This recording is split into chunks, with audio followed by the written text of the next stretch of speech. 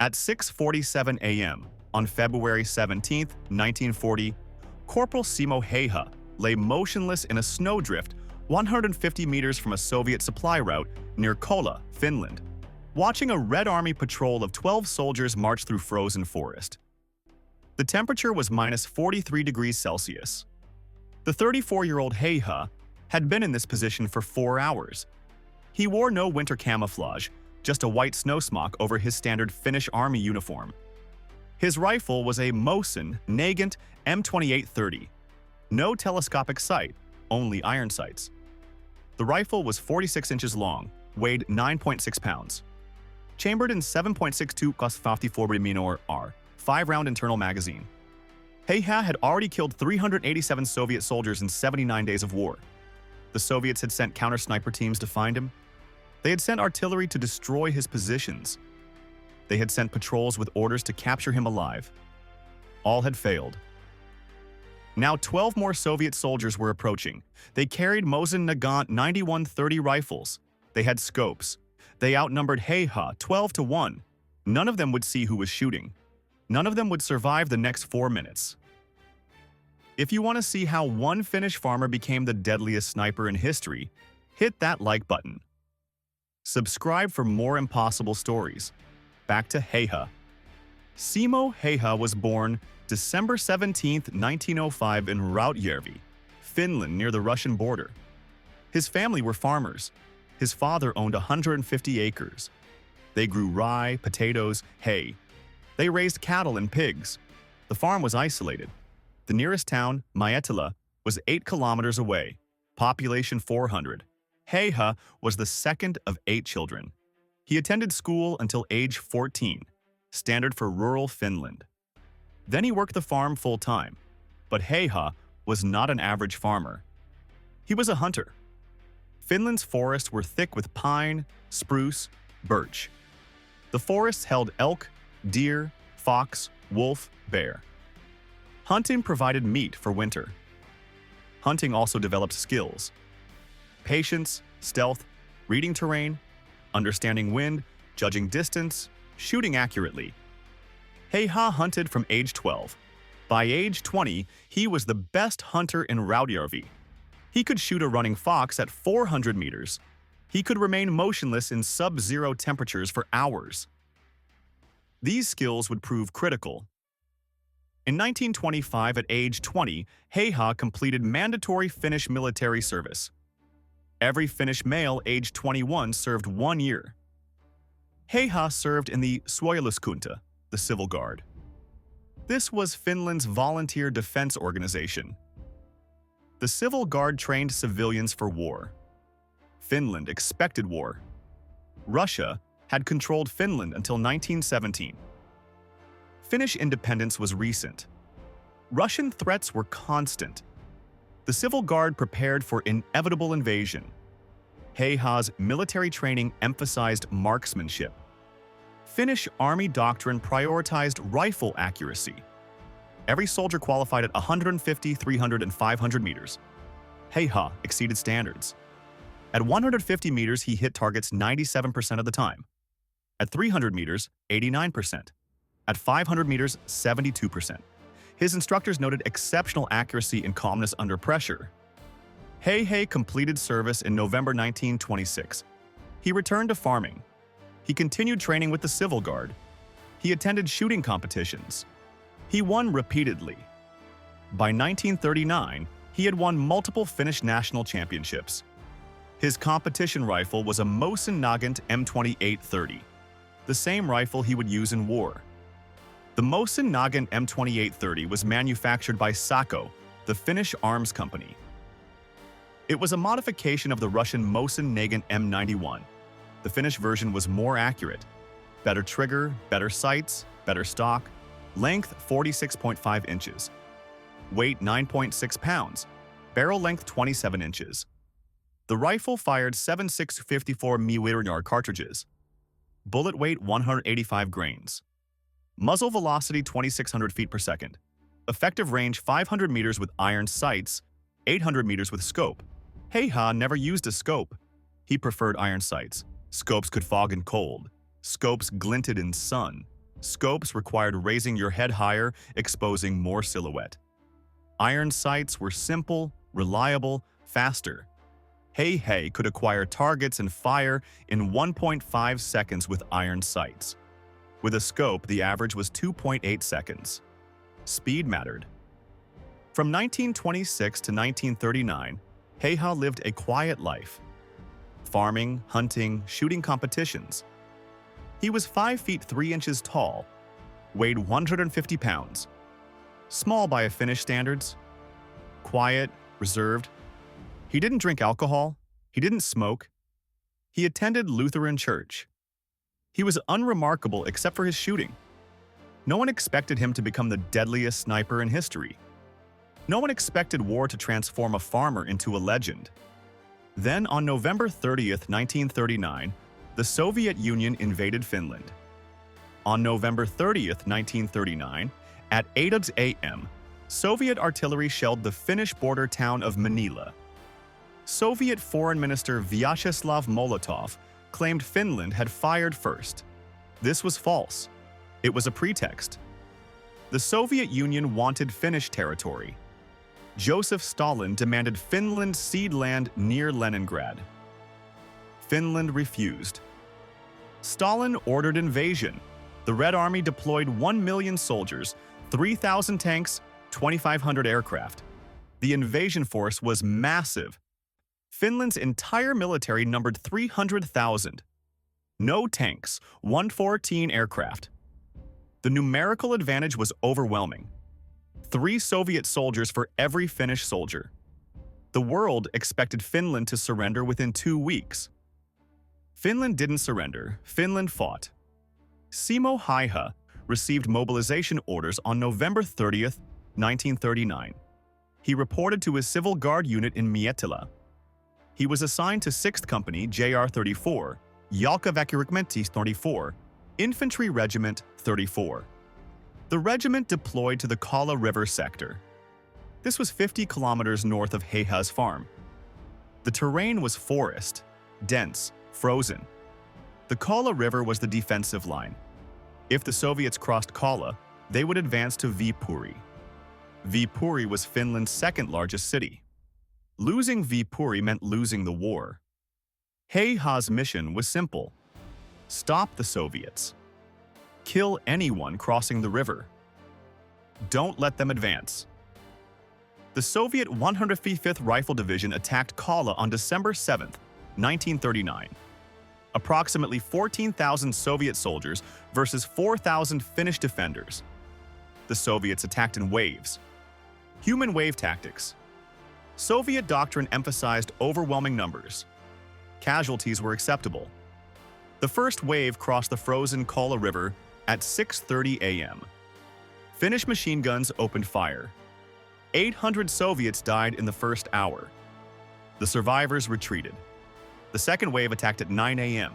600 more Soviets died. The third wave at 11 a.m., 500 more dead. By nightfall on December 7th, 2,400 Soviet soldiers were dead. The Finns suffered 68 casualties. The exchange ratio was 35-1. The Soviets had tanks, artillery, air support. The Finns had rifles, terrain knowledge, and determination. Häyhä participated in this first battle as a standard rifleman. He fired 42 rounds. He estimated 12 hits. Not confirmed, just estimates. But Häyhä noticed something. The Soviets moved predictably. They followed roads. They bunched together. They exposed themselves. His hunting experience taught him that predictable prey dies easily. Soviet soldiers were predictable prey. Häyhä requested transfer to sniper role. His company commander approved. Häyhä became a designated marksman on December 9, 1939. He would operate independently, select his own positions, engage targets of opportunity. His only restriction, stay within 500 meters of Finnish lines. Häyhä accepted. He began hunting. Häyhä's first confirmed kill as a sniper occurred December 10, 1939 at 7:23 a.m. A Soviet officer was organizing a patrol 250 meters from Finnish lines. The officer was visible through trees. Häyhä was prone in snow. He aimed. He exhaled slowly. Between heartbeats, he fired. The officer fell. The patrol scattered. Häyhä didn't move. He waited. At 7:31 a.m., a Soviet soldier approached the dead officer. Häyhä fired again. The soldier fell. The patrol retreated. 2 kills. Häyhä recorded them in his personal log. He recorded every kill. Date, time, range, conditions. The log was methodical, clinical, like a farmer recording harvest yields. Over the next week, Häyhä developed his technique. He operated alone. He left Finnish lines before dawn. He moved 200 to 400 meters towards Soviet positions. He found concealment. A snowdrift, fallen trees, dense brush. He prepared his position carefully. He cleared snow from his muzzle area. Muzzle blast disturbs snow. Disturbed snow reveals position. He packed snow tightly around himself. He left only his rifle barrel and head exposed. He minimized his silhouette. He waited. Soviet patrols moved through the forest daily. They followed trails. They sought Finnish positions. They were targets. Häyhä fired at ranges between 150 and 400 meters. He preferred 250 meters. At 250 meters, the 7.62 54mm round had 200 feet per second velocity. Bullet drop at 250 meters was 7 inches. Wind drift minimal. He aimed center mass, chest. The bullet's energy at 250 meters was 150 foot-pounds, sufficient to penetrate Soviet winter uniforms and kill instantly. He averaged 5.3 kills per day in December 1939. This was exceptional. The average sniper achieved 0.8 kills per day. Häyhä was 7 times more effective. His method was consistent. Fire once, wait, observe. If additional targets presented, fire again. Never fire more than 3 rounds from one position. 3 shots maximum before relocating. More than 3 shots allowed enemies to triangulate position. After 3 shots, Häyhä withdrew 50 meters. He established a new position. He waited. Sometimes Soviet return fire hit his previous position. Artillery, machine guns, mortars. The Soviets destroyed empty positions. Häyhä was already gone. By December 22, 1939, Häyhä had 87 confirmed kills. His company commander verified each one. Verification required witness or direct observation. Häyhä operated alone, so witnesses were rare. But his company observed Soviet casualties when reclaiming positions. The dead matched Häyhä's reports. The kills were real. The Soviets began noticing. Patrols found dead soldiers, single gunshot wounds, center mass, headshots. No sounds. No muzzle flashes seen. The soldiers died from an invisible threat. Soviet officers interrogated survivors. Survivors reported nothing. They heard 1 shot. 1 soldier fell. They took cover. Sometimes another shot. Another soldier fell. They never saw the shooter. The Soviets called him Belaya Smert, White Death. The name spread. Soviet soldiers feared Kala sector. They knew White Death operated there. They didn't know White Death was one man. They assumed a team, 6 to 8 snipers. How else could one position kill so many? It was incomprehensible that one farmer with iron sights was killing entire patrols. On January 8, 1940, Soviet command deployed counter-sniper teams to Kala. These were specialized units, trained snipers with Mosin Nagant 91-30 PU rifles. The PU was a scoped variant, 3.5 times magnification. These snipers had orders: find White Death, kill him. The teams operated in pairs. 1 spotter, 1 shooter. They used standard counter-sniper tactics. Observe suspected sniper positions. Wait for muzzle flash. Return fire immediately. Suppress or kill enemy sniper.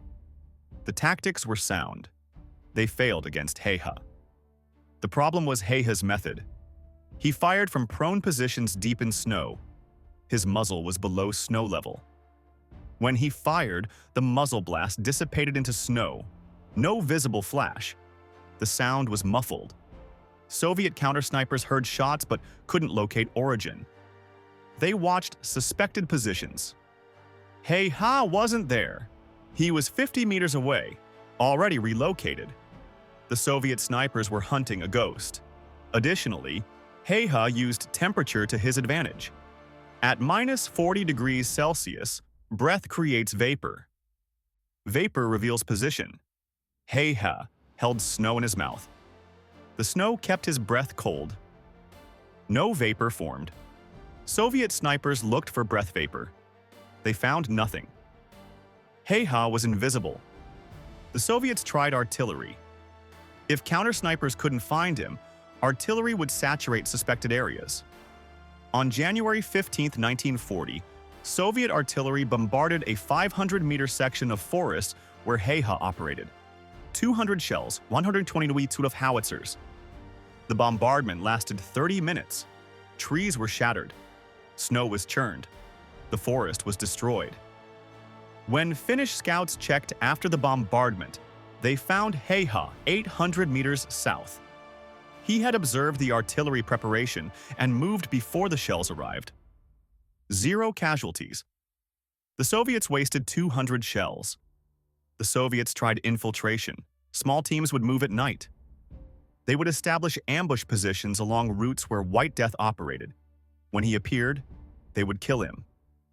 On January 22, 1940, a Soviet team of 8 soldiers infiltrated 300 meters behind Finnish lines. They established positions at a trail intersection.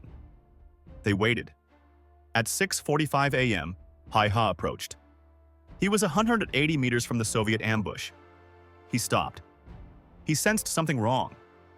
Hunters develop instincts. Häyhä's instincts said danger. He withdrew. He circled 400 meters east. He approached the intersection from a different angle. At 7:30 a.m., he observed the Soviet ambush team. They were watching the trail. Their backs were exposed. Häyhä shot 4 of them before the others fled. The ambush failed. By February 1, 1940, Häyhä had 219 confirmed kills. The Soviets increased their efforts. They deployed more counter-sniper teams. They increased artillery bombardments. They sent patrols specifically to hunt White Death. All failed. Häyhä adapted faster than the Soviets. When they deployed counter-snipers, he changed positions more frequently. When they used artillery, he operated from deeper positions. When they sent hunter patrols, he hunted the hunters. His kill count increased. The Soviets also suffered from poor morale. Soviet soldiers knew about White Death. They knew Kola was a death trap. Volunteers for patrols declined. Officers had to order soldiers forward. Some soldiers refused. Refusal meant execution. But death from White Death seemed certain. Death from execution was merely possible. Some chose execution. Soviet discipline held, barely. But the fear was real. One Finnish farmer with a rifle created fear in an army of 1 million. February 1940 was Häyhä's deadliest month. The weather was coldest, -40 to -45 degrees Celsius. Soviet soldiers wore heavy winter uniforms. The uniforms were brown against white snow, visible at 500 meters. Häyhä exploited this. He increased his operating range. Instead of 250 meters, he engaged at 350 to 450 meters. The longer range meant Soviet return fire was less accurate. It also meant Häyhä needed exceptional marksmanship. At 400 meters, bullet drop was 22 inches. Wind drift at 10 miles per hour was 8 inches. Häyhä compensated automatically. Years of hunting made the calculations instinctive. On February 17, 1940, the day from the hook, Häyhä killed 16 Soviet soldiers. He fired 19 rounds, 16 hits, 3 misses. The 12-man patrol from the hook was eliminated in 4 minutes. Häyhä fired 12 rounds, 11 hits. 1 soldier escaped wounded. Häyhä relocated and found a different patrol. 4 more kills. Then another patrol, 1 more kill, 16 total. The Soviet 155th Rifle Division reported 23 casualties that day in Häyhä sector. 7 were artillery, 16 were sniper. All sniper casualties were attributed to White Death. Häyhä confirmed 16. The numbers matched. By February 21, 1940, Häyhä had 387 confirmed kills. This was extraordinary. The Winter War had lasted 83 days. Häyhä averaged 4.7 kills per day. The previous record holder for most sniper kills was unknown. Sniper records weren't widely kept in 1940, but estimates suggested the highest previous total was approximately 150 kills by a German sniper in World War I. Häyhä had more than doubled that. He was the deadliest sniper in history, and the war wasn't over. But February 21, 1940 was also when Soviet command changed tactics. They stopped trying to find Häyhä. Instead, they decided to eliminate the entire area where he operated. On February 22, 1940, Soviet artillery began sustained bombardment of the Kola sector. Not targeted strikes. Saturation bombardment. Every day, 4 hours per day, 500 shells per day. The objective was destroy the forest, remove cover, make sniping impossible. The bombardment continued for 12 days. February 22nd through March 5th, 1940. 6,000 shells destroyed 3 square kilometers of forest.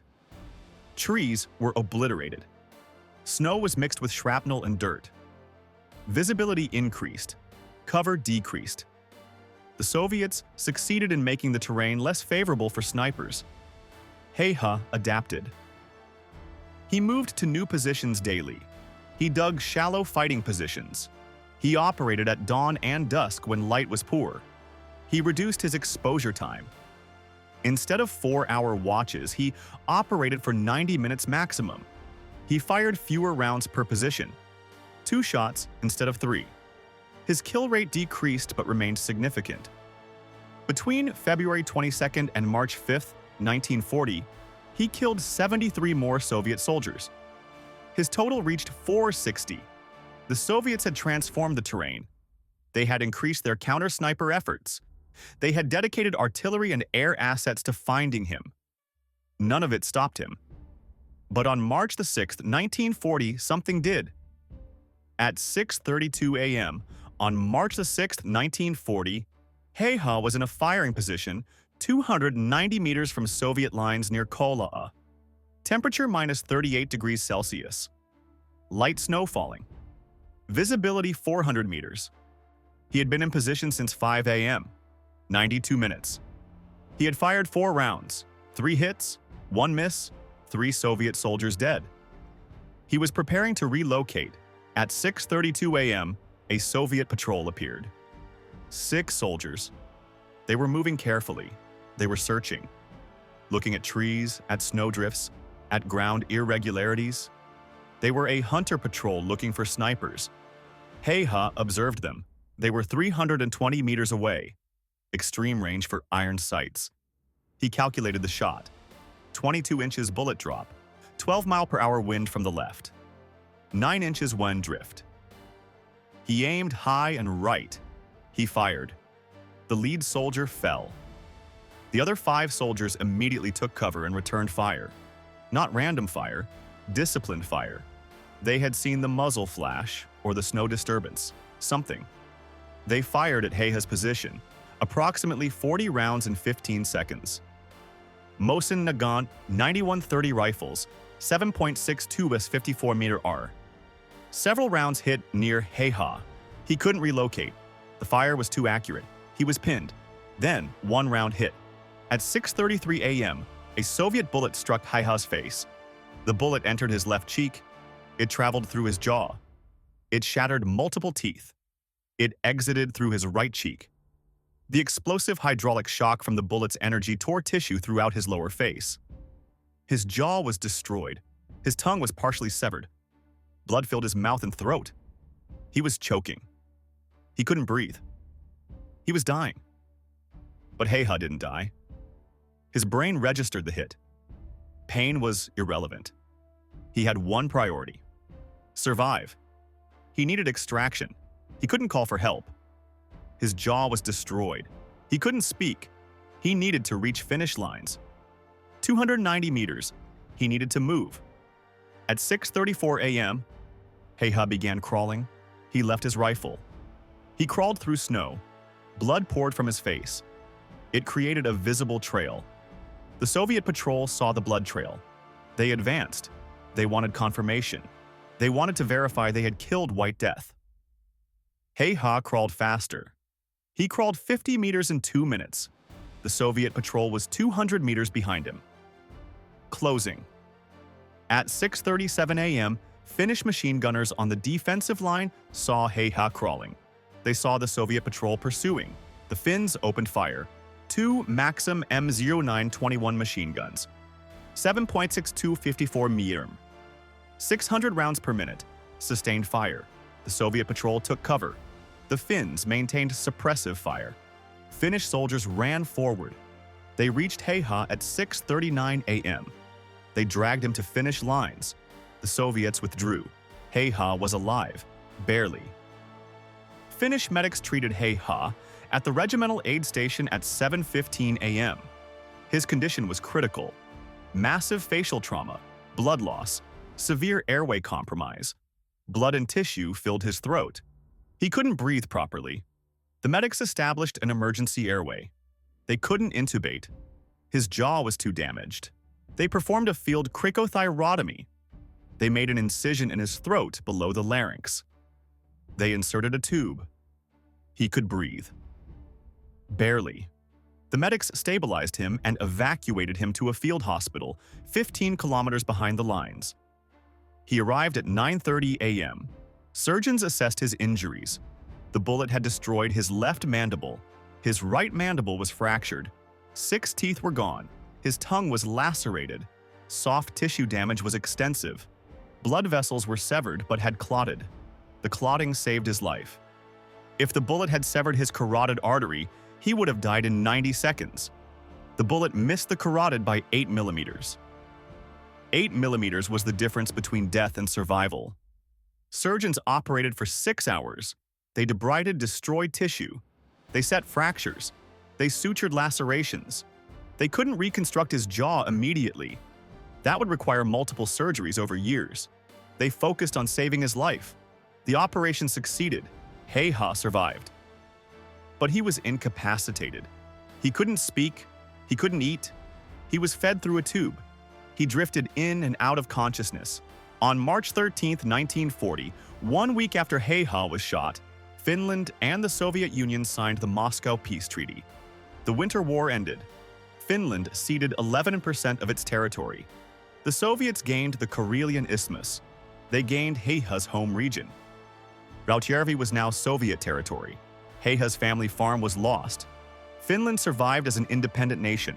The cost was high: 70,000 Finnish casualties, 25,900 dead. The Soviets suffered 321,000 casualties, 126,875 dead. The exchange ratio was 5-1. Finland lost but inflicted catastrophic casualties.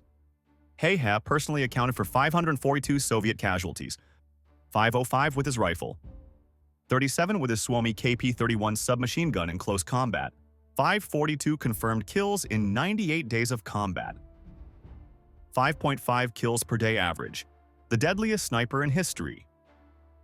Häyhä remained in hospital until July 1940. His jaw partially healed. Surgeons performed 3 additional operations. They reconstructed his jaw using bone grafts. They rebuilt his left cheek. The reconstruction was partially successful. His face was permanently disfigured. His left cheek was collapsed. His jaw was misaligned. He could speak but with difficulty. He could eat but slowly. He would never look the same. But he was alive. On July 17, 1940, Häyhä was discharged from hospital. He was promoted to second lieutenant. This was a field promotion, recognition for his service. He received the Cross of Kolla. This was Finland's highest military decoration for Winter War service. The medal ceremony occurred in August 1940. Finnish Commander-in-Chief Carl Gustav Emil Mannerheim, personally presented the medal. Mannerheim asked Häyhä how he became such a good shot. Häyhä replied, "Practice, 2 words. Typical Häyhä. Quiet, understated." Häyhä couldn't return to his farm. Rautjärvi was Soviet territory. His family had evacuated. They relocated to Ruokolahti, 80 kilometers west. The Finnish government compensated families who lost land. They provided new farms. Häyhä received 50 acres. He built a small house, he farmed, he hunted, he lived quietly. He didn't discuss the war. When asked about his kills, he said, "I did what was necessary, nothing more." In 1941, Finland entered the continuation war against the Soviet Union. This was separate from the Winter War. Häyhä wanted to serve. The army refused. His injuries were too severe. He couldn't serve in combat. He was assigned to training duties. He taught marksmanship to new snipers. He taught camouflage, fieldcraft, patience. His students asked about his techniques. He demonstrated. He emphasized simplicity. Iron sights, consistent position, breath control, calm. His methods worked.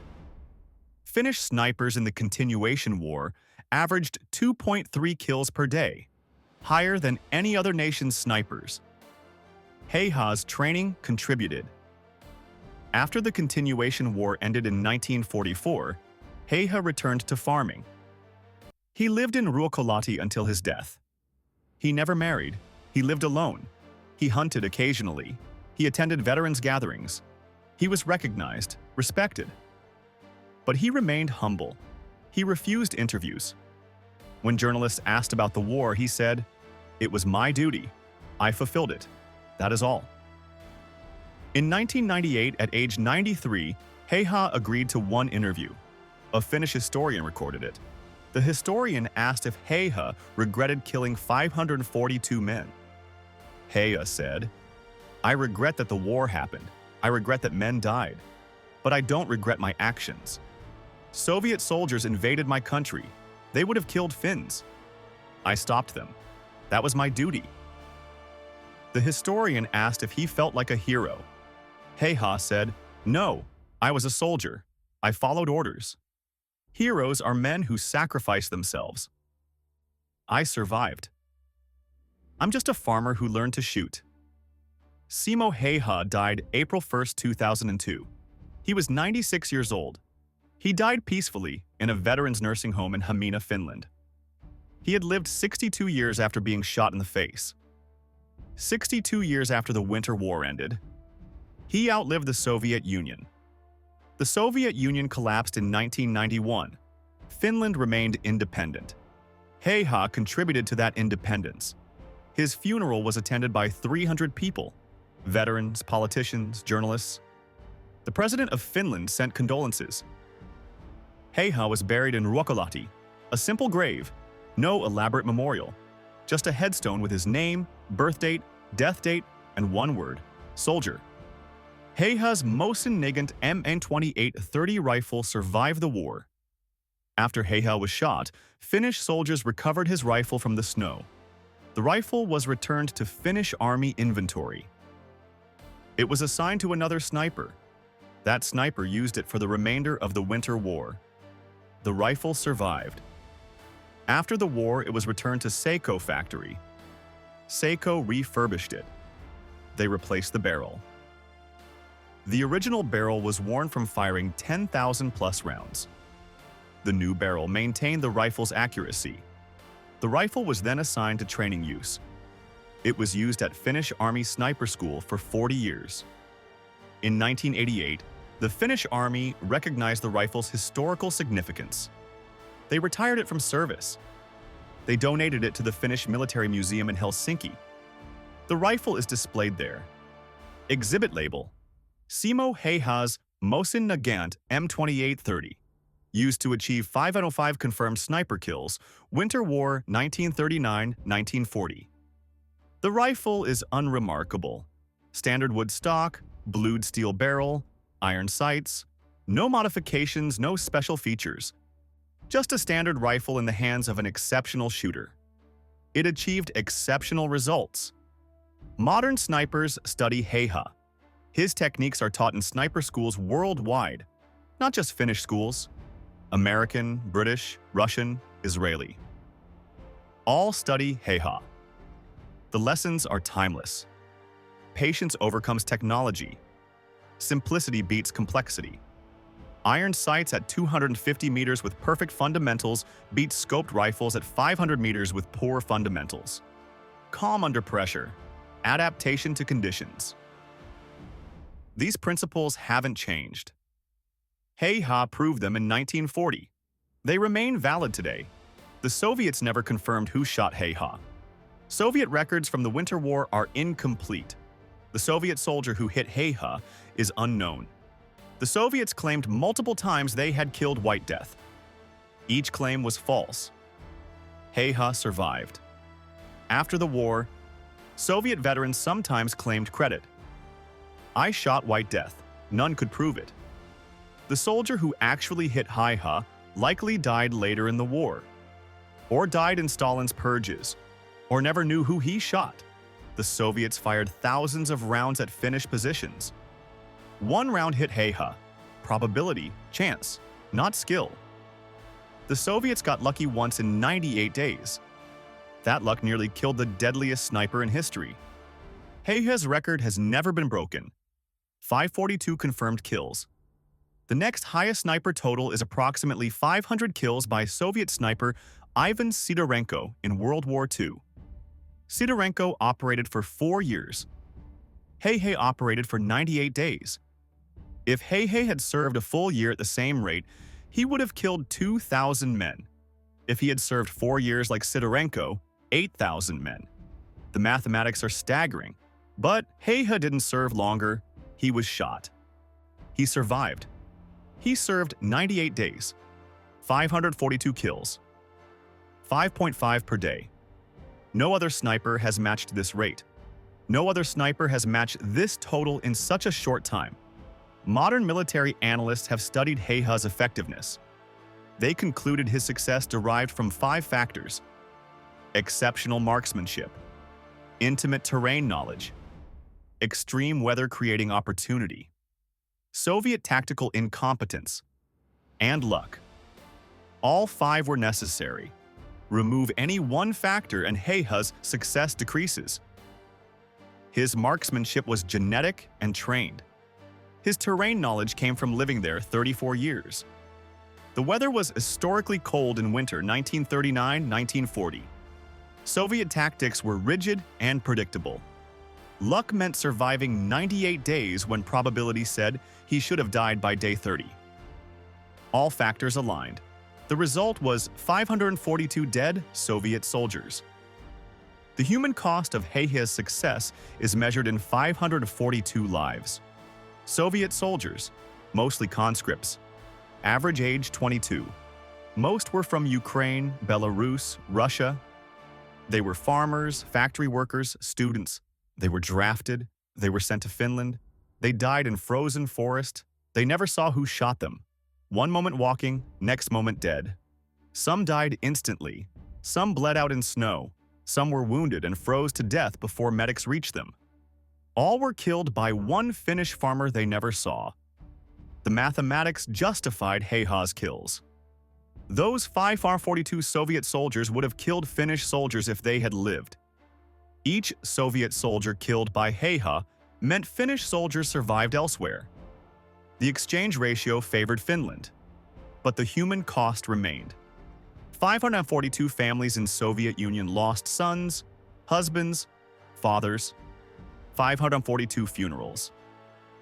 Soviet authorities didn't inform families how their loved ones died. They were told killed in action. No details, no explanation. The families never knew their son died from an invisible sniper 300 meters away. Never knew he walked into forest and never walked out. Never knew he was one of 542. Häyhä understood this cost. In his 1998 interview, he was asked if he thought about the men he killed. He said, "I try not to, but sometimes I do." They were soldiers following orders like me. They didn't choose war. Stalin chose war. Politicians chose war. Soldiers fought war. I killed soldiers. They would have killed me if they had seen me first. That is war. It is not heroic. It is not glorious. It is killing. I was good at killing. That doesn't make me proud. It makes me sad that I was needed. This reflection reveals Häyhä's character. He was not a psychopath who enjoyed killing.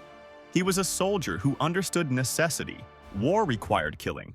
He killed efficiently. He followed duty. But he didn't celebrate it. He didn't boast. When awarded medals, he said, "These should go to soldiers who died. They sacrificed more than I did. I survived. They didn't." This humility characterized Häyhä's life. He was the deadliest sniper in history, but he saw himself as a farmer who did his duty. Nothing more. The question remains, how did one farmer kill 542 trained soldiers in 98 days? The answer is multifaceted. First, Häyhä had exceptional marksmanship. Years of hunting developed unconscious competence. He didn't think about shooting. He just shot. Muscle memory, instinct. Second, he had infinite patience. Farmers understand patience. Crops grow slowly. Animals move unpredictably. You wait. You don't rush. Häyhä applied farmers' patience to sniping. He waited hours for one shot. Third, he operated alone. No distractions, no coordination required. He made all decisions. He moved when he wanted. He shot when he wanted. Independence increased effectiveness. Fourth, he understood terrain intimately. He grew up 8 kilometers from Kola. He hunted those forests for 22 years. He knew every trail, every hill, every clearing. Soviet soldiers didn't know the terrain. They followed maps.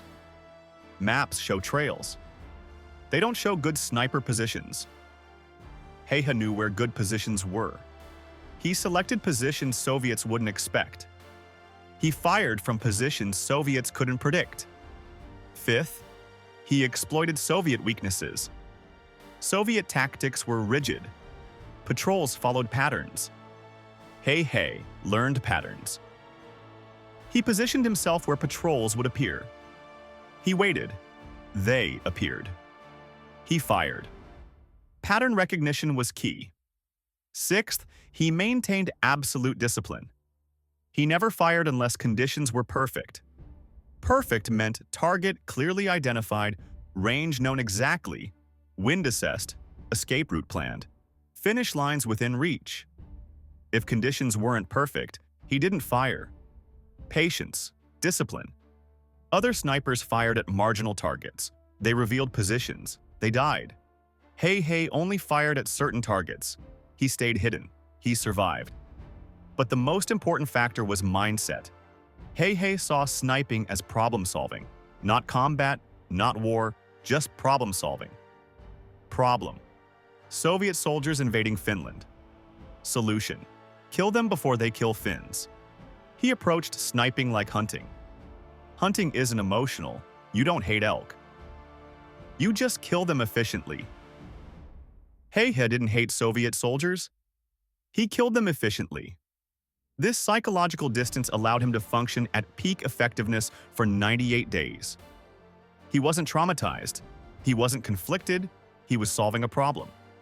542 problems solved. Then he was shot. Problem interrupted. Then peace treaty. Problem ended.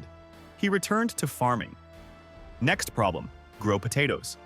Same mindset, different problem. 542 Soviet soldiers killed by one man.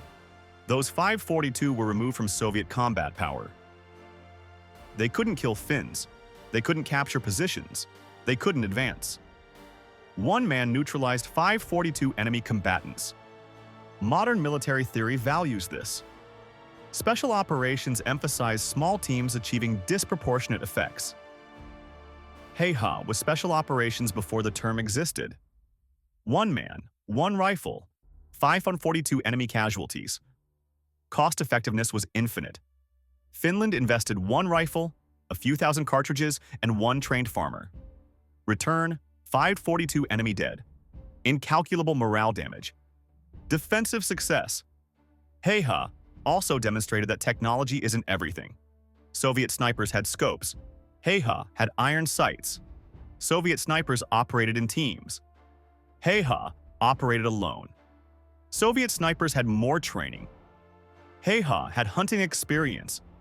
Yet Häyhä killed more than all Soviet counter-snipers combined.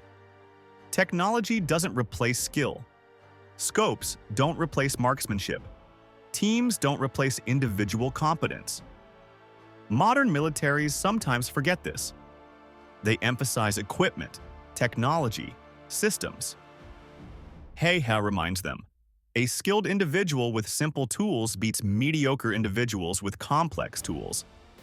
Finally, Häyhä demonstrated the Finnish concept of sisu. Sisu is difficult to translate. It means determination, perseverance, refusal to quit despite impossible odds. Finland had sisu. 300,000 Finns versus 1 million Soviets. Finland fought. Finland survived. Häyhä embodied sisu.